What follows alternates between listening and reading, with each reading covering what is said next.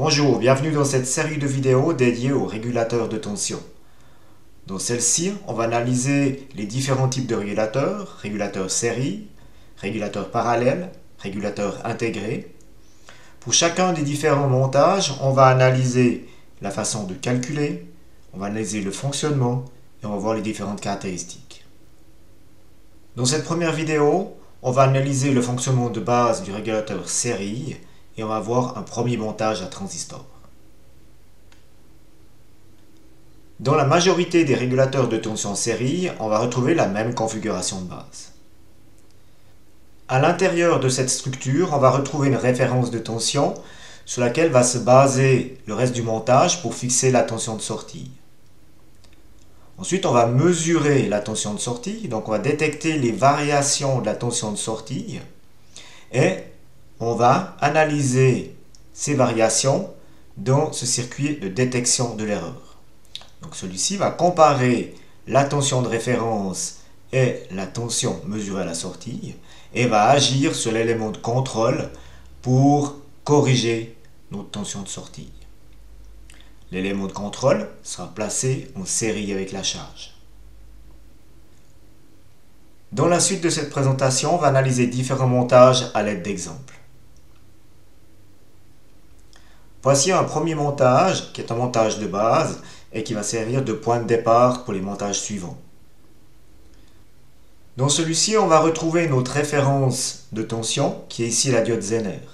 Donc elle va être alimentée par la résistance R1 ici et on va retrouver sur notre diode Zener les 5,6 volts. Avec une alimentation de 12 volts, on va retrouver sur la résistance R1 la tension de 12 volts moins la tension Zener de 5,6. Donc on va retrouver 6,4 volts. On va trouver un courant de 6,4 mA dans la résistance R1. La diode Zener, qui sert de référence de tension, va fixer le potentiel de base du transistor Q1. Moins la chute de tension base émetteur de notre transistor, on va retrouver une tension de sortie de 4,9 volts. Les 5,6 moins les 0,7 vont donner 4,9. Donc la tension sur la résistance de charge sera de 4,9 volts. Donc pour calculer celle-ci, il suffit de faire tension Zener moins chute de tension base émetteur. Une fois que l'on connaît la tension de sortie, on peut calculer le courant de sortie qui est égal au courant d'émetteur de notre transistor. Pour ceci, il suffit de prendre la tension de sortie, 4,9 volts, et la diviser par la résistance de charge, les 820 ohms. Et on obtient 5,98 mA. Ce courant d'émetteur va nous permettre de calculer le courant de base et le courant de collecteur. Si on commence par le courant de collecteur, par exemple, on peut calculer celui-ci en divisant le courant d'émetteur par βCC plus 1, ce qui nous donne le courant de base, et on le multiplie par βCC. Et on obtient 5,92 mA. Ce qui nous permet de calculer le courant d'entrée, ici, qui est égal au courant de collecteur, plus le courant de la résistance R1. Donc les 5,92 plus les 6,4 mA, on obtient 12,3 mA. On peut maintenant calculer le courant de base de notre transistor Q1. Pour ceci, plusieurs possibilités s'offrent à nous. On a la possibilité de soustraire le courant IC1 au courant d'émetteur, I sortie, et on obtient dans ce cas-là 60 microampères.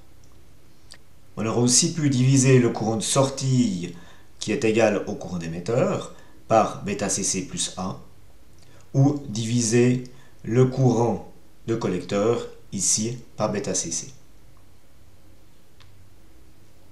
Une fois qu'on a le courant de base, on peut calculer le courant dans la diode Zener qui est égal au courant IR1 moins le courant IB1.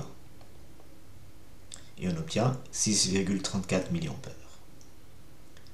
On peut maintenant calculer la tension aux bornes du transistor entre collecteur et émetteur. Au collecteur, on a les 12 volts. À l'émetteur, on a les 4,9 volts. Donc on va avoir sur notre transistor 7,1 volts. Maintenant, notre transistor Q1 va dissiper sous forme de chaleur l'énergie excédentaire. Donc, on va devoir calculer cette puissance. On a ici une tension de 7,1 volts et un courant de 5,92 mA. Et si on calcule cette puissance, on obtient 65,3 mW. Donc attention, il est toujours important de calculer la puissance sur le transistor série. C'est lui qui va dissiper l'énergie excédentaire. On a maintenant terminé l'analyse de ce montage de base. Si on regarde la configuration de ce circuit, on voit qu'il manque deux choses par rapport à la configuration de base. On n'a pas de mesure de la tension de sortie et on n'a pas ici la détection de l'erreur qui agit sur l'élément de contrôle. Ce qu'on a dans la configuration ici, on a notre référence et on a ici l'élément de contrôle. Donc on a un lien entre ces deux-là, mais il nous manque cette partie ici. Le fait qu'il manque ces deux éléments de contrôle fait que ce circuit va fixer la tension de sortie et ne va pas la réguler.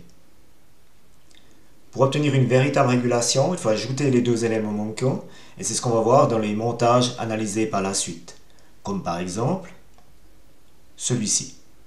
Dans celui-ci, on a la mesure de la tension de sortie et on a ici un système qui va détecter l'erreur et corriger.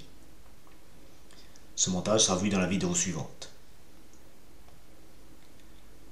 Voilà, ceci met un terme à cette vidéo. Je vous remercie de votre attention et je vous souhaite une bonne journée. Au revoir.